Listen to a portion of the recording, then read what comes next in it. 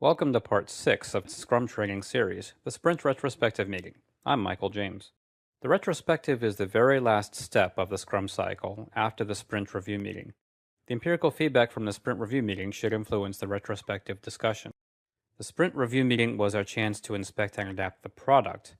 Now the Sprint Retrospective Meeting is the team's chance to inspect and adapt its process. The retrospective is the key for using Scrum as a framework for learning, rather than the stale defined processes we usually see. In a complex world, only learning teams and learning organizations will thrive. The Scrum Master's goal is to create the conditions for a learning team and eventually a learning organization. In the definition of Scrum, it's now official that the product owner must be involved in the retrospective. Otherwise, we might just complain about the product owner and not change anything. If there are safety problems with this, we can use breakout groups, do a two-phase retrospective, etc. Let's say you're in a company with more than 9 people. You might fall into the trap of focusing on individual performance or team performance instead of the structure and policies surrounding the team. When we take a whole product view, we'll find other people and other teams who should be involved in retrospective if we're going to take any meaningful steps towards becoming a learning organization. So, in addition to the separate team retrospectives, I encourage you to conduct overall retrospectives to change the way teams work with each other and challenge the systemic and organizational issues that affect the teams. According to The Skilled Facilitator by Roger Schwartz, the facilitator does not intervene directly in the content of a group's discussion. To do so would be to abandon neutrality and reduce the group's responsibility for solving its problems.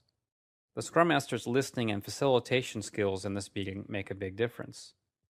Even in a team that's declared as self-organizing, status affects all transactions. Also, some people have a greater tendency to form opinions and vocalize them before others have figured out how they feel. An effective facilitator sometimes uses status leveling techniques to reveal a greater cross-section of viewpoints from the team.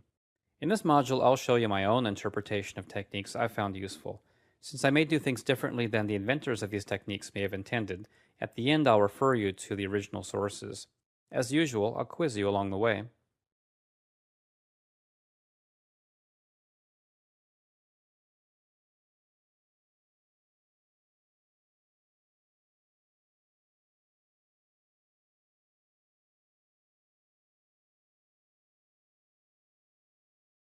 Most people understand that a team will only have candid dialogue in an environment of psychological safety. But when someone feels safe in an interaction, they often make the mistake of assuming everyone else is equally safe. A good facilitator knows this is rarely the case. Rather than make assumptions, I suggest Scrum Masters start with an anonymous safety check. We'll watch our Scrum Master follow a safety check procedure.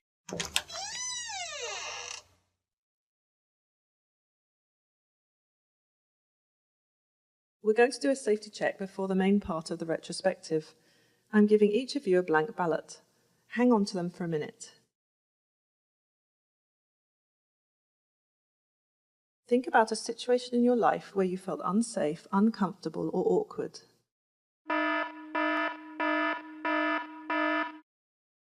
Now bring yourself back to the most comfortable and relaxed situation you can remember.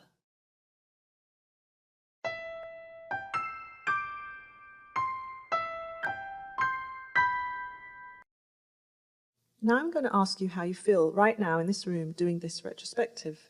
Please write a number from the safety gradient and fold it so others cannot read it. Even those who feel safe should not reveal their choice to protect the anonymity of those who don't.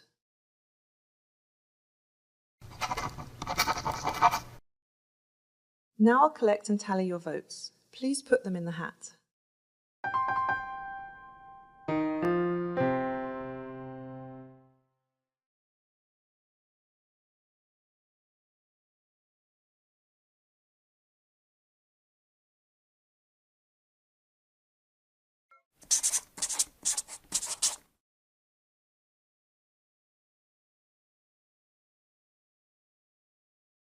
So team, before we begin the main part of the retrospective, what's your interpretation of the histogram? The safety check wasn't in the original Scrum books, but more teams are seeing the value of doing it from time to time, especially in the beginning. A safety check by itself is not a complete retrospective. If safety is very low, breaking into groups of 3 or 4 can be helpful. A couple weeks ago, I dropped in on a retrospective for a group that said they were, quote, doing Scrum, even though they had about 15 people in the room, no clear idea who was on the team, and accountability to people other than the product owner. One last point on safety. You've probably heard a productive conversation at work stop as soon as the boss walks in the room, even when the boss is a nice, helpful guy who used to be one of them and never asked to be a boss. I think of this as the invisible gun effect. The gun might be invisible to the boss because he has no intention of harming anyone, he's just there to help. But subordinates sometimes do see it because they realize the company has given the boss power over who gets promotions, who's retained in the event of a layoff, etc. Concern about looking good for the boss can color subordinate interactions with each other in ways that might not align with optimal team self-organization. Also, the presence of someone who has traditionally been responsible for their work has sometimes kept teams from taking as much responsibility as they might otherwise. It can be hard to see these effects because people don't admit to themselves they're happening. One group I work with was so concerned with this problem they put their managers on different teams than their subordinates. The same challenges can also arise with contractors, especially when they're on the other side of the world.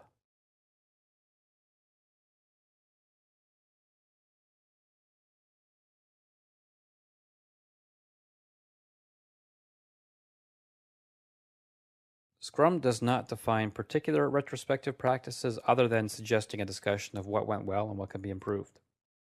It's common to refer to these as pluses and deltas for short. Other topics could be, what did we learn, and what still puzzles us? The idea is for the people on the team to have a conversation leading to agreements about actions. We do this every sprint instead of waiting until the end like a waterfall project post-mortem. Let's watch one now.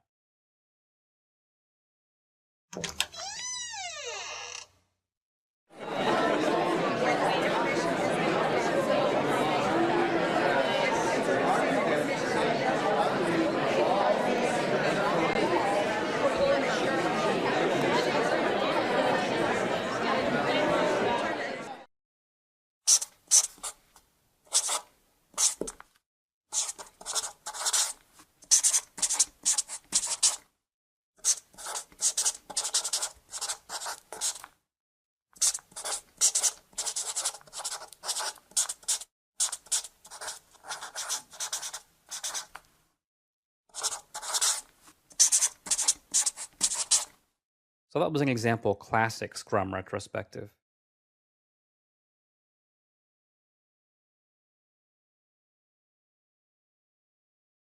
According to Roger Schwartz, members often begin solving problems by suggesting solutions before agreeing on the problem or its causes. A Scrum Master can help with this problem by keeping the group on the same step.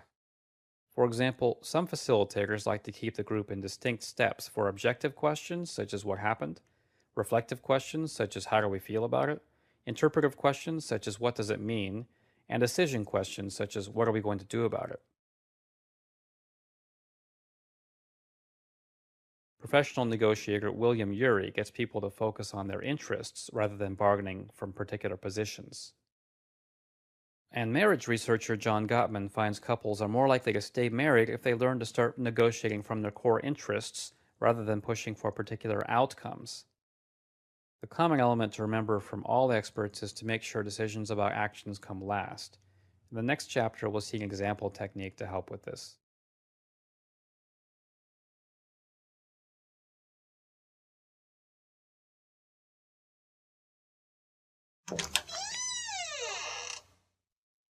I've given each of you a stack of post-it notes.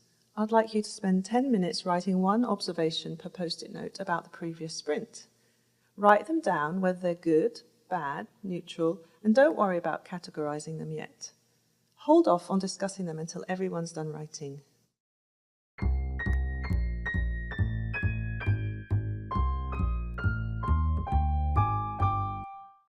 When you get stuck, consider writing down the things you weren't sure whether to write.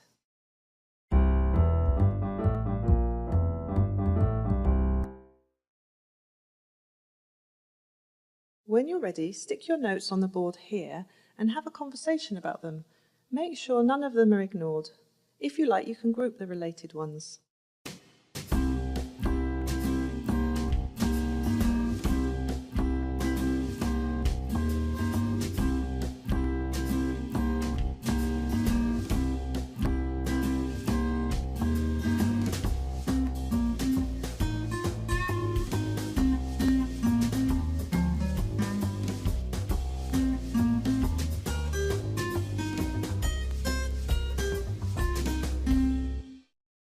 Has everyone had a chance to talk about the things they wrote? Now work out some agreed actions to take for future sprints, based on your shared understanding. Should we write down the actions?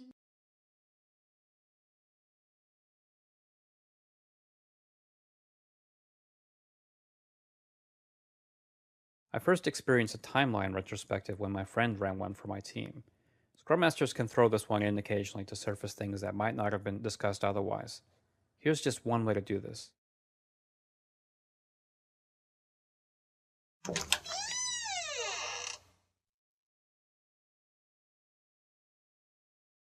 Team, write down your recollection of the previous sprint's events and stick them up on the timeline roughly corresponding to when they occurred.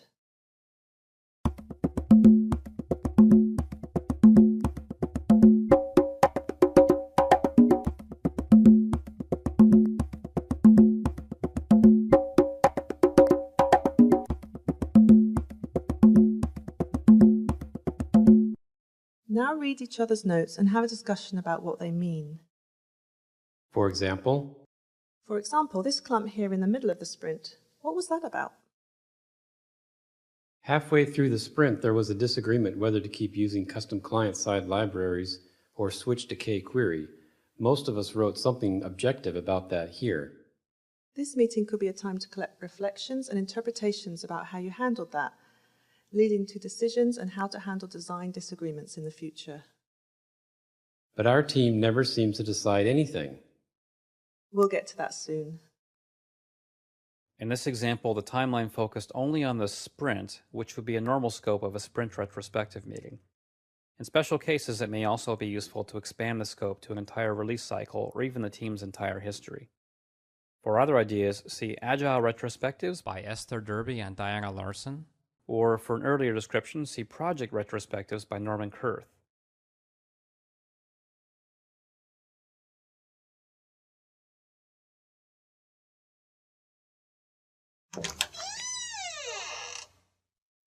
It sounds like your conversation has wound down. Do you feel you've reached an understanding of each other's perspectives? Any new reflections and insights? Yeah, I finally realized that not all Emacs users are stubborn people with left-hand carpal tunnel syndrome from typing Control-Alt-Shift-C. Only Andy is. What was that, Mr. VI user? I didn't get that because I wasn't in text insert mode. Maybe I should get this hand looked at, though. Okay, that was interesting. Is there any other unfinished business before we move on to decision making? In this case, the Scrum Master moved for closure, though in later sprints we'd expect the team to rely on her less as her focus shifts to impediments caused by the outer organization. In either case, the team should write out a few actions to take. For the team to own their commitment to action, the Scrum Master should ask the team to do the writing. In fact, Amway Corporation discovered customers are more likely to keep purchase agreements when the customers write up the sales agreements instead of the salesman. Not all differences can be resolved, and not all teams have enough reason to stay together. Nearly all situations can be substantially improved when the group is committed to this. Small teams do have a greater probability of reaching consensus than large groups, especially when they have some control over who joins them. While this module is intended to open your eyes a little, I would expect a serious Scrum Master to mix up techniques from books such as Agile Retrospectives by Esther Derby and Diana Larson, Facilitator's Guide to Participatory Decision-Making by Sam Kanger, and The Skilled Facilitator by Roger Schwarz. I've learned even more from classes on facilitation, Scrum gatherings, and conferences such as Amplifying Your Effectiveness, or AYE. These are different skills and a different way of being than conventional management. Once you've adopted the different way of being, the particular techniques don't matter as much. If you're in my class, I hope you didn't skip any of these quizzes because you'll need to do all these things that the module's depicted, including the retrospective that gets converted into action. Congratulations, you've completed the last module in this series. If you did all the quizzes and studied the 6-page Scrum reference card, and if you're prepared to answer questions about the 4 values and the 12 principles of the Agile Manifesto, you're in good shape for any one Scrum class. Feel free to repeat these modules and quizzes as many times as you need to. Most of the problems people have in class or on the test are due to language differences. If you had any trouble understanding me, go through this again or contact your instructor for help. If you enjoyed these modules, or if you hated them, please drop me a line with your feedback. And don't forget, someday the buzzwords will change again, but the principles will remain the same.